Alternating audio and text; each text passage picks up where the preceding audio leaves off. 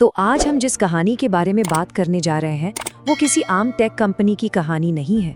ये तो एक खोज है, वो भी इंटेलिजेंस यानी बुद्धिमत्ता की पहेली को सुलझाने की। एक ऐसी पहेली जिसे इंसान सदियों से सुलझाने में लगा है। ये कहानी है डीप माइंड की। जरा ये बात सुनिए, ये शब्द है डीप माइंड के को फाउंडर डेमिस हासाबिस के। इन शब्दों में ही इस सफर का पूरा वजन छिपा है। मतलब ये कोई बिजनेस प्रोजेक्ट नहीं था, ये तो एक जिंदगी भर का जुनून था। हर बड़ी कहानी एक हीरो से शुरू होती है ना? और हर हीरो का होता है एक बड़ा मकसद, एक होली ग्रेल जिसकी उसे तलाश होती है। तो चलिए मिलते हैं इस कहानी के हीरो से और जानते हैं कि वो किस चीज की तलाश में थे। तो आखिर ये मकसद था क्या? ये था आर्टिफिशियल जनरल इंटेलिजेंस यानी AGI। अब ये AGI क्या भला है? सोचिए, एक ऐसी AI के बारे में जो सिर्फ एक काम में माहिर नहीं हो बल्कि किसी भी चीज को सीख सके, समझ सके, बिल्कुल एक इंसान की तरह। ये टेक्नोलॉजी में बस एक अगला कदम नहीं, ये तो एक पूरी नई दुनिया की शुरुआत है। और डेमिस हासाबिस का ये जुनून कोई नया नहीं था। उनकी पूरी जिंदगी जैसे इसी एक लक्ष्य की तैयारी थी। सोचिए, सिर्फ 4 साल की उम्र में शतरंज में माहिर होना, 17 साल की उम्र में थीम पार्क जैसा हिट गेम बनाना, फिर कैम्ब्रिज के बाद दिमाग कैसे काम करता है इस पर PhD करना, और आखिर में 2010 में इन सारे अनुभवों को मिलाकर डीप माइंड की नींव रखना। लेकिन जैसा हर हीरो की कहानी में होता है, रास्ता आसान नहीं था। उस जमाने में AI पर काम करना मजाक की बात समझी जाती थी। अगर आप कहते कि आप AI पर काम कर रहे हैं तो लोग आपको सीरियसली ही नहीं लेते थे। मतलब दुनिया इस बड़े आइडिया के लिए बिल्कुल तैयार नहीं थी और डेमिस को ये लड़ाई अकेले लड़नी थी। तो अब कहानी के उस हिस्से में चलते हैं जहां डीप माइंड ने अपने AI को तैयार करने के लिए एक अखाड़ा चुना, और वो अखाड़ा था गेम्स का। पहला इम्तिहान पुराने अटारी गेम्स। लेकिन यहाँ ट्रिक ये नहीं थी कि गेम जीतना है, नहीं, असली कमाल था एक ऐसा एल्गोरिथम बनाना जो स्क्रीन पर सिर्फ पिक्सल देखकर दर्जनों अलग अलग गेम खेलना सीख जाए। और कैसे? गलतियां कर करके सीखना, बिल्कुल हमारी तरह। इसे रीइंफोर्समेंट लर्निंग कहते हैं। और नतीजा, इसने इंसानी एक्सपर्ट्स को भी धूल चटा दी। और फिर एक ऐसा पल आया जिसने सबको हैरान कर दिया। ब्रेकआउट गेम खेलते हुए AI ने एक ऐसी चाल चली जो उसे किसी ने सिखाई नहीं थी। उसने खुद से एक सुरंग खोदी और बॉल को ईंटों के पीछे भेज दिया। गेम खत्म।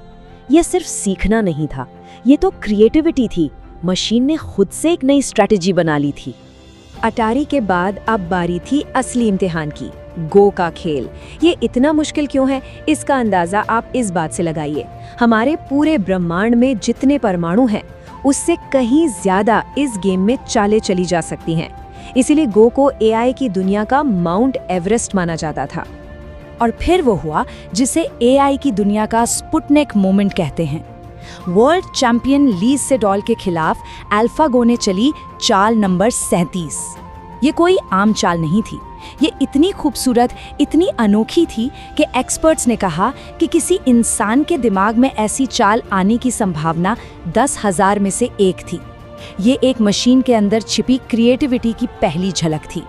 गेम्स का मैदान तो जीत लिया गया, लेकिन अब कहानी एक असली दुनिया की बहुत बड़ी साइंटिफिक चुनौती की तरफ मुड़ती है।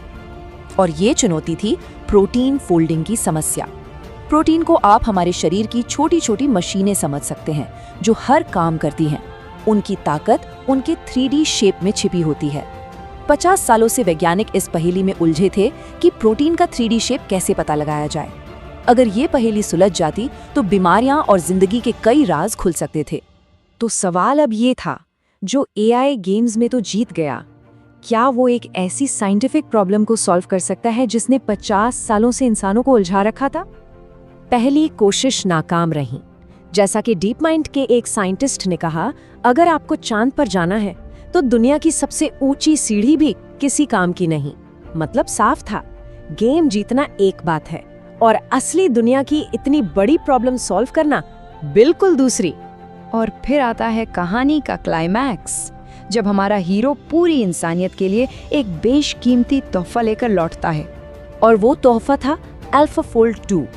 इसने तो खेल ही बदल दिया। कैस 14 कंपटीशन में जहां बाकी सारे तरीके 75 के स्कोर पर अटके थे, वहीं AlphaFold 2 का स्कोर था 90 से भी ज्यादा। ये कोई छोटा मोटा सुधार नहीं था, ये एक क्रांति थी। बायोलॉजी की 50 साल पुरानी पहेली हल हो चुकी थी। और इस कामयाबी का नतीजा 200 मिलियन। ये कोई छोटा मोटा नंबर नहीं है, ये उन प्रोटीन स्ट्रक्चर्स की संख्या है जिन्हें AlphaFold ने पता लगाकर पूरी दुनिया के लिए फ्री में जारी कर दिया। एक विशाल डेटाबेस जो आज दुनिया भर के साइंटिस्ट को बीमारियों से लड़ने, प्लास्टिक पोल्यूशन को खत्म करने और जिंदगी के रहस्यों को समझने में मदद कर रहा है। लेकिन कहानी यहाँ खत्म नहीं होती।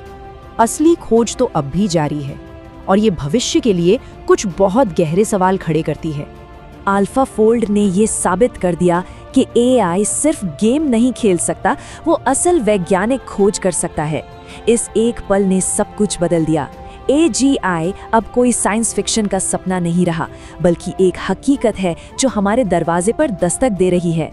AI की रफ्तार बहुत तेजी से बढ़ रही है और ये रफ्तार कई नैतिक सवाल भी खड़े करती है। क्या हम उस भविष्य के लिए तैयार हैं जो आने वाला है? और ये हमें सबसे बड़े सवाल पर लाकर खड़ा कर देता है। हम एक ऐसी चीज को कैसे नियंत्रित कर सकते हैं जो शायद कल हमसे कहीं ज्यादा समझदार और ताकतवर हो जाए? और हम आपको इस एक सोच के साथ छोड़ जाते हैं कि AGI का आना इंसानी इतिहास को 2 हिस्सों में बांट देगा। ये हमें उस गहरे और ना बदलने वाले भविष्य के बारे में सोचने पर मजबूर करता है जिसका दरवाज़ा अब खुल चुका है।